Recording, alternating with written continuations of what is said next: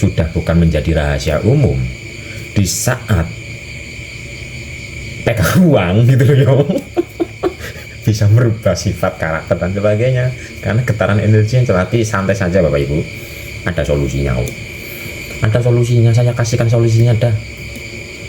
Kalau dalam makanan itu sudah ada solusinya, kalau kita mau memahami makanan pun ada tempelan energinya dan itu ada solusinya. Solusinya apa?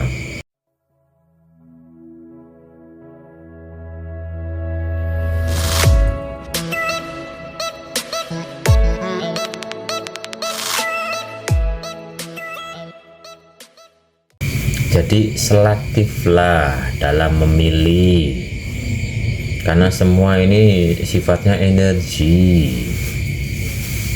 Lawang contoh kita membaca nih, mungkin akal kita paham, pikiran kita paham, tapi kita kan belum memahami getaran energi yang tersimpan dalam tulisan tersebut. Ini mempengaruhi Bapak Ibu. Makanya ada kata-kata belajar dari buku itu bisa berbahaya. Ya memang, karena apa? Ada getaran energi yang tersimpan dalam tulisan tersebut. Oke lah, awal mula yang memberi ini murni, tapi kata-kata ini umpama saya hafal nih, ngopi di pagi hari menikmati apa ya, sinar mentari, umpama kata-katanya kayak gitu.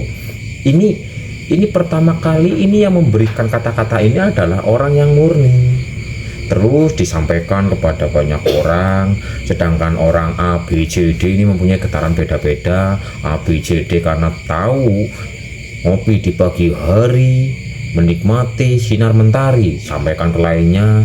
Di situ di saat menyampaikannya ada egonya, sehingga kata-kata ini nanti terekam. Kata-katanya mengandung energi dari banyak orang. Lah kita yang saat ini membacanya ini udah penuh dengan energi dari rasa sang penyampainya yang udah banyak ini energi dari rasa sang penyampainya terkoneksi dengan kita, sehingga tubuh energi kita itu akan tertempeli energi ini. Itulah contoh sederhana gini lah, contoh sederhana. Ini nih sosial media, sosial media kita membaca status, kita membaca kabar berita, kabar ini kabar itu, semua itu ada getaran energinya Bapak Ibu. Lah ini ibaratnya mancing aja petil, umpama senarnya petil, wah emosi dibikin status, bikin status dengan penuh energi emosi. Yang membaca, waduh, yang membaca ini ketularan energi kemarahannya gitu.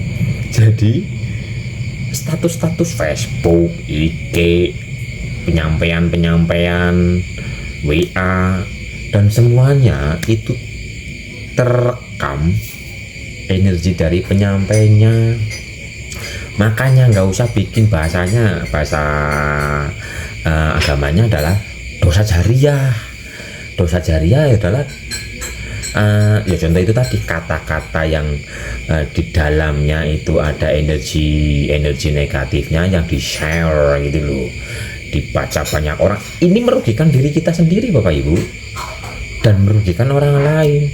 Padahal tadinya awal-awalnya energinya, kemarahannya hanya ada di dalam diri kita sendiri.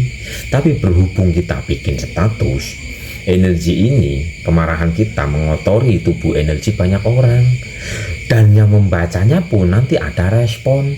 Nah, respon dari pembacanya ini mungkin ada yang ikut marah, ada yang bahkan ada penilaian energi, penilaian itu pun akan tertransfer kepada kita. Makanya ada kata-kata adalah emas, maksudnya diam adalah emas. Jadi semua sifatnya energi, itu tadi. status-status itu yo energi, tontonan, lagu itu yo energi. Dan tidak sedikit contoh kayak lagu, pembawa lagu zaman dulu itu tren luar biasa, tapi sang penyanyinya itu mengalami sesuai dengan apa yang dinyanyikan, itu kan banyak, karena ini sifatnya rekam jejak energi di semua benda yang kita jumpai, yang kita pegang dan sebagainya, semua itu mengandung energi dari yang sebelum-sebelumnya inilah itu tadi. Makanya di saat kita mau membaca sesuatu dan sebagainya, ini ada rekam jejak energi dari si penulisnya. Yang menulis ini ketika lagi carut marut, energinya carut marut tersimpan di situ. Contoh yang paling cepat ngalirnya, uang. Di saat kita pegang uang atau uang berada di dalam diri kita, berada di dalam diri, di kantong di ini, uang itu merekam rasa kita, rekaman energi rasa kita itu menempel di uang. Maka dari itu banyak orang yang pegang uang bisa sifatnya jadi rubah, kelakuannya jadi rubah, karena tertempeli radiasi yang begitu besar dari. Lah sekarang gini aja lah, uang 100.000 seminggu aja udah bisa pindah tempat, banyak sekali yang udah memegangnya. 100.000 sekarang kita belanjakan nih, 100.000 ini bisa antar tertempeli, wah nggak tahu lah, banyak orang lah. Sedangkan orang ini kan rasanya beda-beda, ada yang bahagia, ada yang khawatir, ada yang bingung, itu menempel jadi satu di uang tersebut, sehingga sudah bukan menjadi rahasia umum di saat pegang uang gitu loh bisa merubah sifat, karakter dan sebagainya, karena getaran energi yang terlatih. Santai saja Bapak Ibu, ada solusinya ada solusinya, saya kasihkan solusinya dah. Kalau dalam makanan itu sudah ada solusinya, kalau kita mau memahami. Makanan pun ada tempelan energinya dan itu ada solusinya. Solusinya apa? Kan waktu kita gini, sayur, piring, semua ini yang disajikan, ini terekam jejak energi dari yang orang-orang yang sebelumnya, dari banyak orang lah. Lah, rekam jejak energi ini yang menempel di makanan tersebut, itu kita makan, terkoneksilah energi itu ke dalam diri kita, sehingga tubuh energi kita akan menjadi kotor gitu. Tapi ada solusinya kalau masalah makanan. Solusinya apa? Bismillahirrahmanirrahim. Allahumma barik lana fima rozaktana wakina adzabannar, amin. Itu solusinya. Kenapa di dalam mau makan tapi kok dalam doa tersebut ada artinya? Artinya apa ya? Lomba balik lana, ntar dulu. Artinya apa? Ada neraka-nerakanya lah. Bentar. Arti, karena saya kurang paham artinya sih. Jadi saya tanya Mbah Google dulu. Waduh banyak banget. Waduh pemberitahuannya. Waduh dulu. Arti doa makan. Mana ya? Nih artinya. Ya Allah, berkahilah kami dalam apa-apa yang Engkau rizkikan kepada kami, dan hindarkanlah kami dari siksa neraka. Loh, mau makan kok ada kata-kata nerakanya? Yang dimaksud nerakanya itu tadi tempelan-tempelan energi yang negatif, tempelan-tempelan energi rasa ini yang menempel di makanan. Agar tidak mengotori tubuh energi kita, maka kita membaca Allahumma barik lana fima rozaktana wakina ngadzabannar, amin, agar kita terhindar dari tempelan-tempelan energi itu. Tuh lah, padahal kita mau makan tapi doanya kok agar terhindar dari api neraka. Ya karena ini tadi penjabarannya, karena makanannya ini tertempeli banyak sekali energi-energi dari orang sebelumnya. Tuh, Ini kalau makanan sebenarnya udah ada sih, bismillah aja, asal dengan kesadaran penuh penghayatan udah terbersihkan sih. Cuman untuk pelatihan kan ya itu tadi, kita membacanya, dengan kita membaca, kita resapi, kita hayati, kesadaran itu muncul, energi ilahi itu mengalir. Jadi yang membersihkan adalah energi ilahi yang mengalir, melepaskan, membersihkan ikatan-ikatan energi yang ada di makanan tersebut. Nah, ini untuk yang lain saya kasih tekniknya. Umpama contoh uang nih, ya rokok lah, udah rokok kayak gini. Di saat Bapak Ibu memegangnya, ya niatkan dulu dalam hati, karena energi mengikuti niat. Niatkan dalam hati penuh dengan penghayatan kesadaran. Pegang, niatkan. Ya Allah, ya Tuhan kami, dengan cahaya cinta dan energimu, kami meniatkan untuk mengalirkan energimu, membersihkan tempelan-tempelan energi yang ada di rokok ini. Ini umpama ke rokok, umpama ke uang,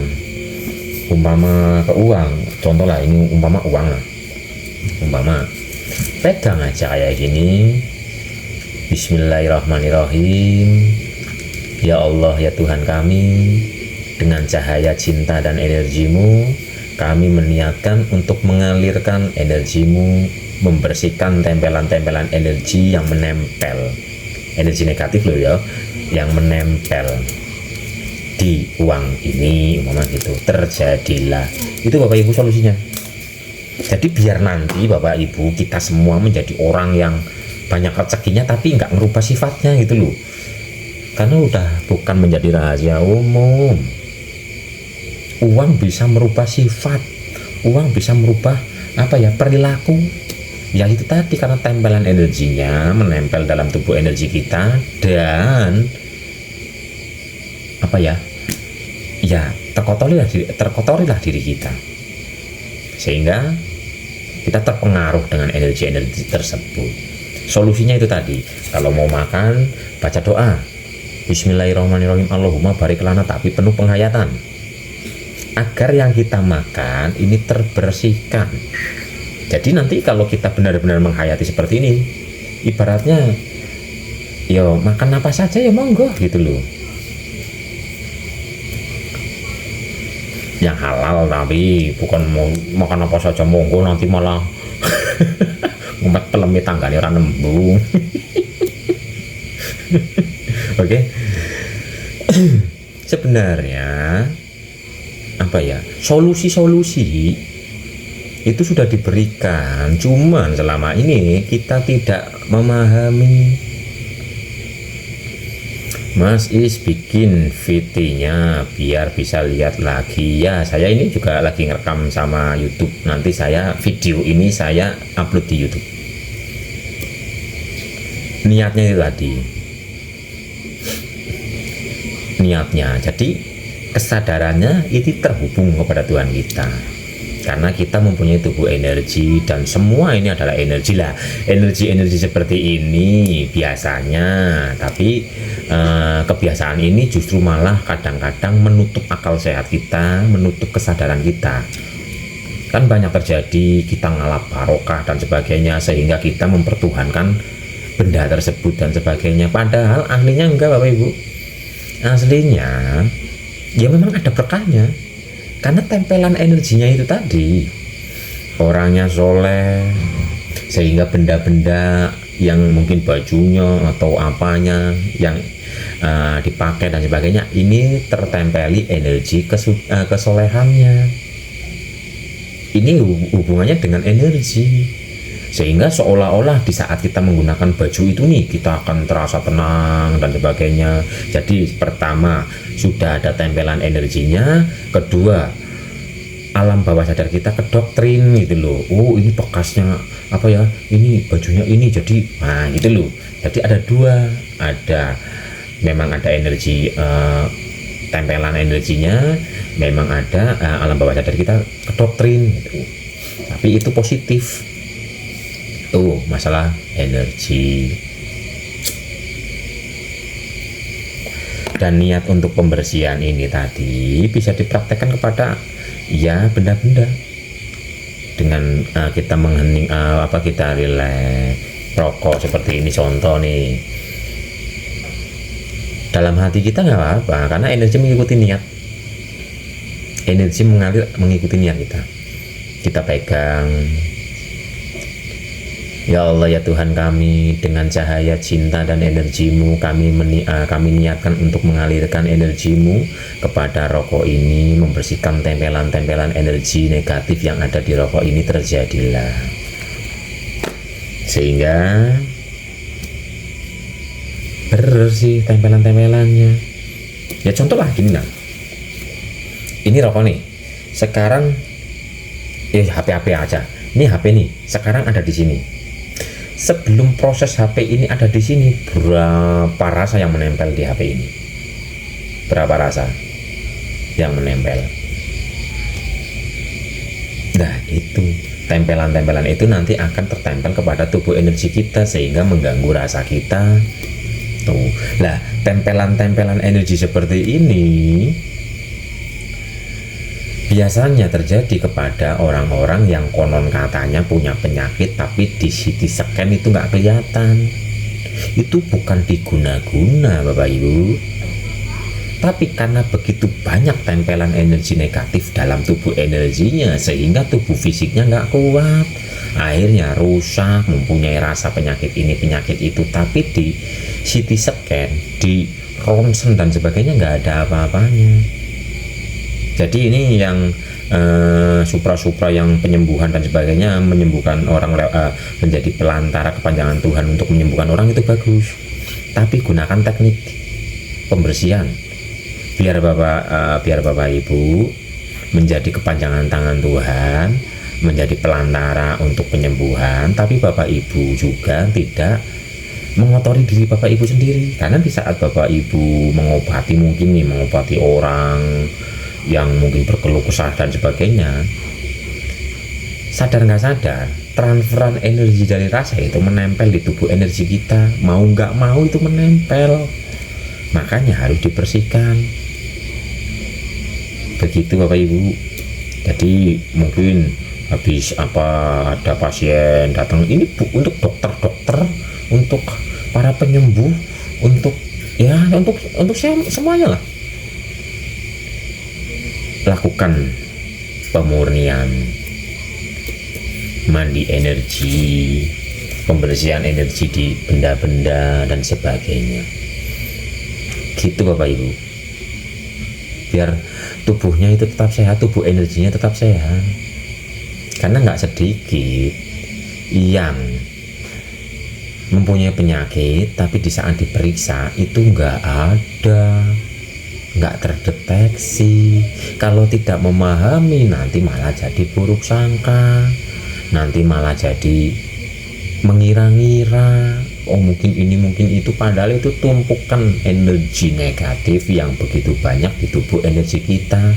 Lambat laun ini akan menyakiti diri kita sendiri dan berpenyakit yang tidak terdeteksi.